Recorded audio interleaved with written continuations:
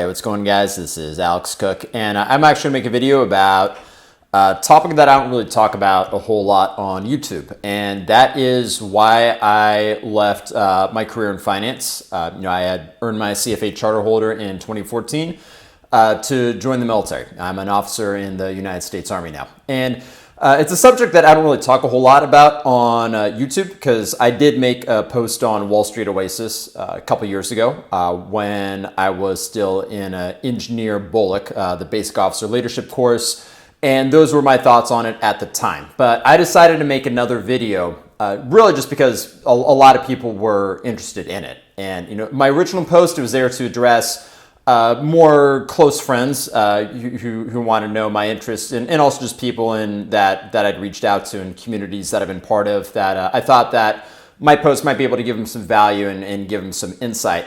But I had some more people reach out, including one who was in a very similar situation to me, he is working in finance in New York, and the military has always been something on his mind.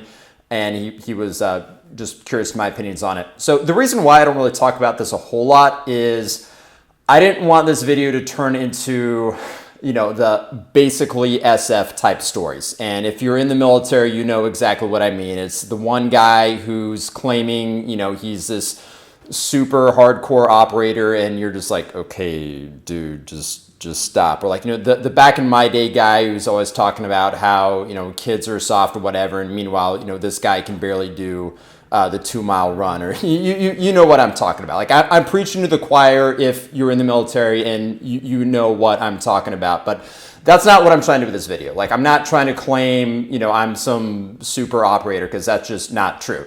I have not deployed. I'm very upfront and honest about that. I have had 2 NTC rotations, so great, multiple NTC rotations and no deployment, so screw me, I guess. But I am making this video because, I do think that there may be some people in a similar situation that I was in, and maybe I could give some lessons that I learned along the way that might have some positive value for them. So that's what I'm trying to do with this video, and hopefully maybe you find it informative. So I did write a post on Wall Street Oasis a couple years ago that you can look it up. Maybe it'll have some value to it, but I want to expand on it since then. I do kind of want to recap, though, the thought process behind it in case you haven't read that post or weren't familiar with it. So I graduated college in 2009, very bad time in the economy, and I didn't join the military fresh out of college. I joined in 2016, but I want to talk about what led up to this point, what led up to this decision. So, I went to a small town where my family was because I had that safety net. Didn't graduate with a job offer in hand. Ended up working for a small financial firm in the city. Thought it would only be about a year or so. That ended up being much longer. So eventually moved to Dallas, worked for a larger company. And, while I was moving up sort of incrementally, I wasn't exactly killing it. By the standards of what the Bureau of Labor Statistics said, I was making more than average, perhaps average for my age or average in general. But, I was doing okay. I was comfortable. I wasn't exactly like Elon Musk killing it either, too. So there wasn't necessarily emotional attachment to the work. The pay wasn't really keeping me there. I mean, it was good. It's actually more than I'm making now in the Army. So I did take a pay cut to be here. But frankly, it got boring. It got boring, and the military was something that's always been on my mind. And this issue just wasn't going away. This is something that, I've never really talked about this before in the past, but I actually met with recruiters back in high school. And I didn't pull the trigger on it back then, but I met with recruiters in high school for a couple service branches. I could talk about maybe in another video why I went with the Army. But I think what may be useful is if I talk about actually maybe why I didn't join sooner. And I'm not really proud of this, but especially because I do think I would have gotten more value if I did join sooner. Because, well, one, like I talked about now, I would have gotten deployment in, and everyone back then was deploying. Everybody was getting it in. I think that would have set me up better for success later on. Having that discipline, having those experiences, really it's been a tremendous leadership experience. Again, I'm not trying to claim that I'm like the greatest leader of all time. Just the reality was, working in finance, I was not getting leadership experience. I just wasn't. Okay, there are E5 brand new sergeants who have more leadership experience than I was getting working 7 years in financial services. All right, that's just a straight up fact. Okay, I was always in an individual contributor role. All right, I was not getting leadership experience. So this is one thing that was definitely a change to the positive. I think I'm going to take those lessons wherever I go. One thing, and I'm not proud of saying this, but it's just true, is the community that I grew up in, military service was, it was not looked well upon. And I don't mean that in a political sense. Like, it wasn't like it was some, fringe community that's, anti-military or, anti-war in like a political type sense. It was more in a sort of elitist, like, we're too good for that kind of thing. Like, this is what blue collar people do. It was more that kind of vibe, that the military was looked down upon on, like, we're too good for this type of thing. And well, one, I disagree with that, obviously, because I'm here. But, I also think that kind of says something about society. And I don't think that's really healthy when you have that disconnect from people who were, let's just call it upper middle class, and the people in charge with defending the country, should that be needed. I don't think that's a healthy thing. I could talk about maybe another video why I think that's actually changing, and I think that trend is going to reverse. But nonetheless, I think that is sort of an unhealthy disconnect. I will say, though, that may have been on my mind. But the interesting thing is, when I really started opening up to people that, hey, I'm thinking about applying to Army Officer Candidate School, the reactions I got, there were sort of three reactions. The first two were the most common. The first one was just kind of mostly curious. They're interested in why we're making that move. They weren't really, had a strong opinion one way or another about it. This one was really interesting. A lot of people, when I said that, immediately said, I could totally see you doing that, including a number of my close friends. And the third was the smallest group. I want to talk about it in a second. The third was definitely the smallest group, and that was a group that was negative about it. It was like, oh, why are you doing this or whatever. And one, I didn't really care for these people's opinion anyway. They weren't really close friends. They're more just random people that I sort of knew. It's not like I looked up to them or anything. I'm not saying this is an insult. It's just true. I didn't really look up to them. They were not my close friends.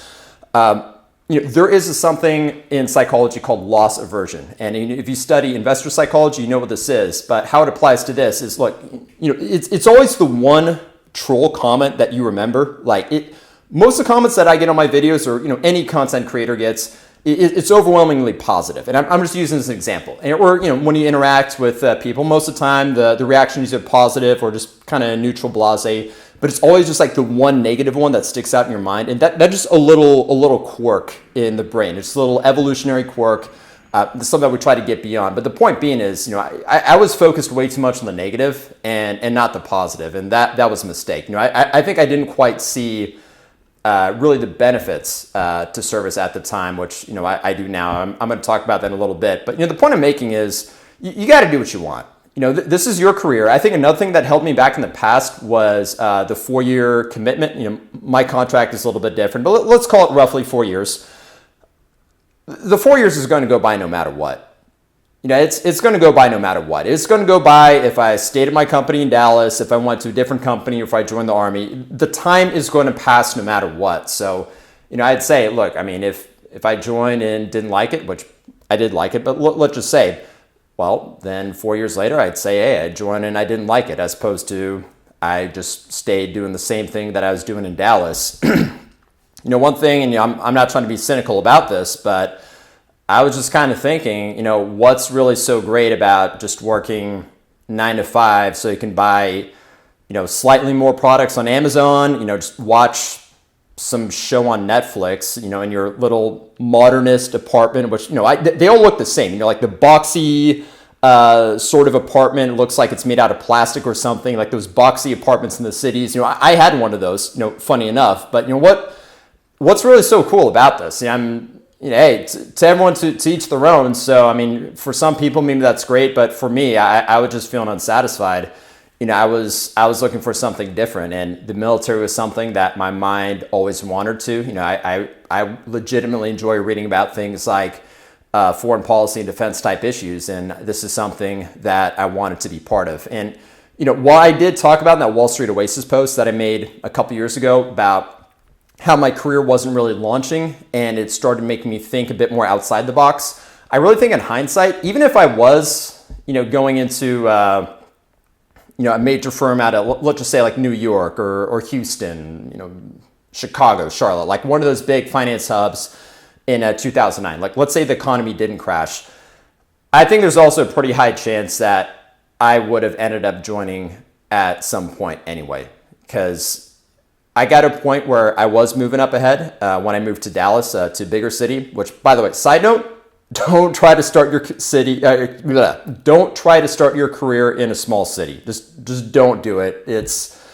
Your networking opportunities are just going to be so much more limited. I mean, look, if you want to move somewhere else later, great, go do it. But you want to be where the action is when you're starting out. So that's my sincere advice if you're fresh out of school, or if you're looking to transition from the military maybe onto something else. Is like, go to a big pond. You can always jump to a small pond later, but when you're starting out, try to make connections. But anyways, so even when I was moving up in Dallas a little bit, this was still in my mind, and it just wasn't going away. So kind of going back to the peer group that I had as growing up, where the military wasn't necessarily looked upon favorably. Look, you're going to get a new peer group as you go. Like, even when I moved back to the small city that I was from, that peer group that I had from high school compared to the peer group that I had when I left for Dallas, it was like 180 degrees different, just from people that I'd met living in that city, and just really kind of connecting with people that share my values, because I'm not just constrained to being in a little high school anymore. I have the whole city to my access.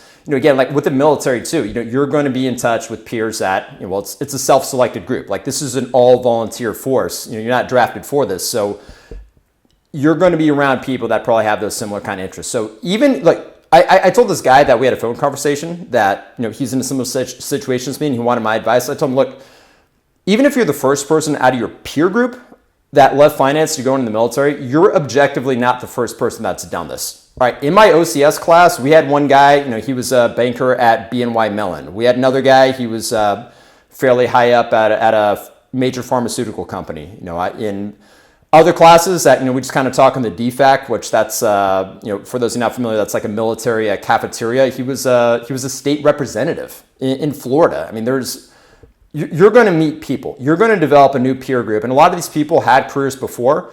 A lot in the OCS class too, they were NCOs that they wanted to make the jump to the officer side. So you're going to meet a new peer group. And I'm around peers now who, like, they get it when they say, I want to deploy. And I think some people, they're going to either get it or they're not, which is why I don't really talk about this on YouTube a lot, because, well, a lot of people just, I don't think quite get it. But if any of this resonates with you, you might discover that tribe later on. And I could do a whole new video on this too. I think really one of the problems we have right now with like so much mental illness is, people lack that sort of connection. You go to your little apartment and you don't even have to leave. You can just buy everything on Amazon. You got all the entertainment on the world, like just on the internet, on your computer. You almost don't need to interact with people. And I think this is why, we see stuff like depression or things like that, suicide rates to be like, really more extreme about it too. The military, I'm not saying the military has to be your way of doing this. Like, there's multiple ways you can do this, but one of the benefits that I got from it is kind of more of a sense of community that you don't really have that a lot in the modern day. One of the things that I think is kind of cool is, we have this thing called accountability where, there's always someone there to check on you. Maybe they don't even like you. Maybe they're just doing their job, but there's always someone there to check on you. And, if you're just working at a Fortune 500 company, like, you don't have that. And I know this because I was working at a Fortune 500 company. And, I'm not saying that the military has to be your thing to find that sense of community, but for me, it was, it was a benefit that I didn't even realize. Like, the benefits that you get from this, like, the discipline, the mental toughness, the fitness, like, it's going to go with you, wherever you go later. Like, this is only going to benefit you, developing those traits, fitness too. I was doing things like 5-3-1 by Jim Wendler, or, starting strength, a lot of the things that you may read online, popular in like a lot of those online fitness communities. But there was just a certain like athleticism that I just saw missing in myself that I would see in other people that I got. I didn't bench 225 until, I was at Fort Leonard Wood in Ebola, and we're all extremely bored in Ebola because it's in the middle of nowhere in Missouri, so we got nothing else to do but work out. So yeah, it's the first time I benched 225 while also doing a lot of running. So I think we've disproven the whole cardio kills gains thing. It's, just eat more, take care of yourself, and you'll be all right. So, these benefits are only going to help you. It's also really opened up a network that I didn't even know existed. The military is actually really well represented on Wall Street. So, who knows? If I go back to that at some point, it's kind of cool having those connections. So, anyways, this video, again, I'm not trying to claim some crazy war stories or anything because, I haven't deployed, but, I did hear from a lot of people that wanted me to talk about this a little bit more. And, maybe I could provide some sort of positive guidance or some information about this. So if you have any questions, leave a comment below. I'm probably going to make some more videos on this going forward. It's the first time I really talked about this on a platform like YouTube. So I got some more things to say too on this, but I want to hear what you think because, I know there are people out there that are contemplating moves like this. But if you have any questions, leave a comment below, and as always, hit subscribe if you like hearing content from people like me who were in finance, then joined the military later. Any of my thoughts on cryptocurrency or investing in general, like my other videos, hit subscribe if you like this, and thanks for watching. Take care.